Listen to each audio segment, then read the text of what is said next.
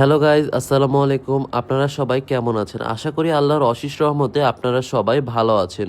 3 দিন হলো আমার মা অসুস্থ, আর এই 3 দিনেই বুঝলাম ঘরটা আসলে কত বড় দুনিয়া। সকালবেলা ঘুম থেকে উঠে সর্বপ্রথম চিন্তা আমার মাকে কি খেতে দিব, কারণ আমার মা আবার কিছুই খেতে চান না, আবার অসুস্থ হলে তো আরোই কিছু খান না। তাই ছোট বাচ্চাদের মতো বসিয়ে রেখে জোর করে খাওয়িয়ে দিচ্ছি, তাছাড়া কখনোই তাকে খাওয়ানো সম্ভব না। এদিকে আবার বারবার আমার নানু বাসা থেকে কল দিচ্ছে। আমার নানু যেহেতু ভীষণ অসুস্থ, সেহেতু আমার মা তাকে দেখতে যাবে কিনা তার জানার জন্য। আপনারা তো জানেনই আমার মা কেমন। আমার নানু একটু অসুস্থ হলেই তিনি আর থেমে থাকতে পারেন না, সঙ্গে সঙ্গে তাকে দেখতে চলে যান। মা অসুস্থ থাকায় আজকে সব কাজ আমাকে করতে হবে, রান্নাঘর, কাপড় চোপড়, ঘর গোছানো। উফ, মাথাটা যেন ঘুরে যাচ্ছে। ভাবছি মা প্রতিদিন কিভাবে এগুলো করে।